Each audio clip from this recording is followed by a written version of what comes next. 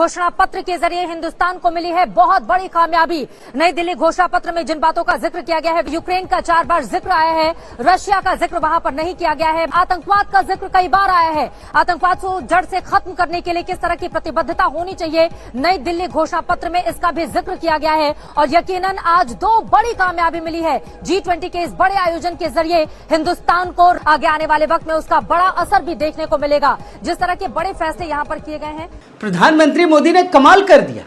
G20 ही बदल गया, G20 का अस्तित्व ही खत्म हो गया। G20 का नाम बदलकर G21 हो गया।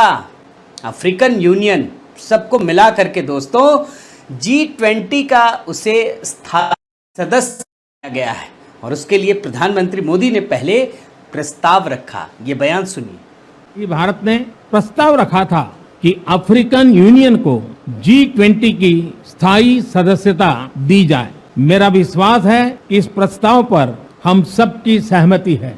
इसके बाद प्रधान सबकी तरफ देखते हैं तो वो चारों तरफ देखते हैं, सब सहमति में सिर हिलाते हैं और उसके बाद प्रधानमंत्री मोदी इसकी घोषणा करते हैं। आप सबकी सहमति से आगे की कार्रवाई शुरू करने से पहले मैं अफ्रीकन यूनियन के अध्यक्ष को G20 के स्थायी सदस्य के रूप में अपना स्थान ग्रहण करने के लिए आमंत्रित करता हूं।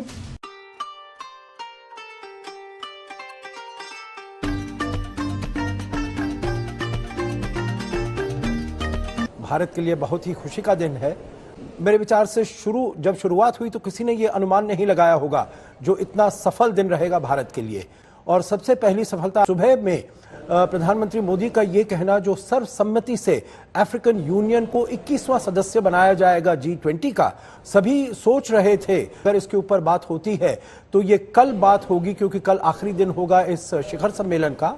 और दूसरा, जो एक कोई देश इसमें अड़ंगा डाल सकता है जो भारत को इसका श्रेय नहीं मिले पूरी तरीके से, परंतु उन सब चीजों को नकारते हुए प्रधानमंत्री मोदी ने कहा जो इनका ये बिल्कुल सर्वसम्मति से निर्णय लिया गया है। तो सबसे पहली बात ये।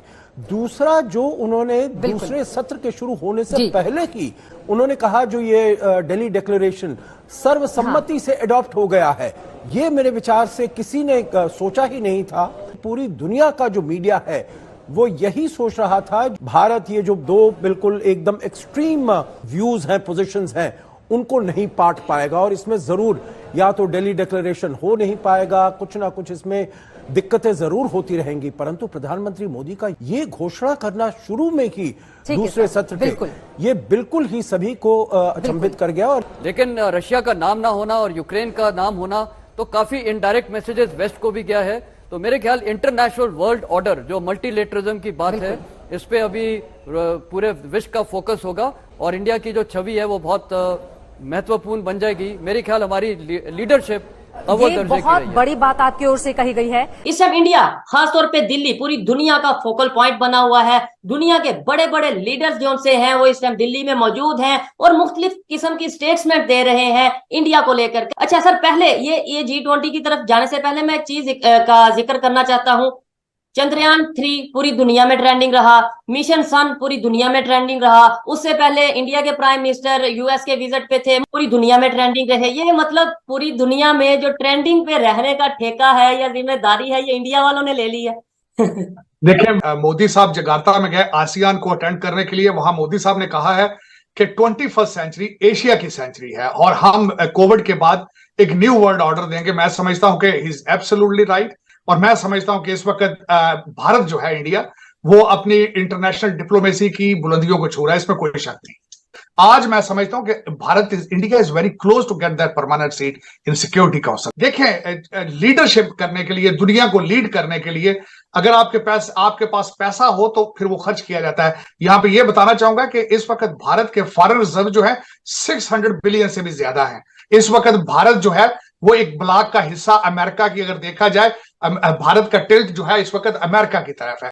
काफी पुरजोश यहाँ पे अमेरिका का सारा मीडिया भी कवर कर रहा है G20 को और American people are excited as well. कि आने वाले दिनों में लोग मोदी साहब के नाम के ऊपर पीएचडी किया करेंगे, रिसर्च किया करेंगे, the way he has taken India to the next level. मैं हमेशा ये कहता हूं पाकिस्तानी अपने भाइयों से कि देखें, उनको चाय वाला मिला है, आप भी कोई समोसे वाला ढूंढ लें, आप भी कोई फ्रूट वाला ढूंढ लें, लेकिन वो मुखलिस हो पाकिस्तान। भारत का जो G20 सम्मेलन है वो बिल्कुल ही कामयाब रहा है। इसके अंदर करीबन 39 देशों के राष्ट्राध्यक्ष पहुंचे हैं और यह अब तक का सबसे सफल G20 सम्मेलन है और इसके अंदर सभी डिक्लेरेशंस के ऊपर सहमति बनी है। ऐसा आज तक नहीं हुआ है। तो ऐसी वीडियो के लिए हमारे चैनल को सब्सक्राइब करें। जय हिंद, जय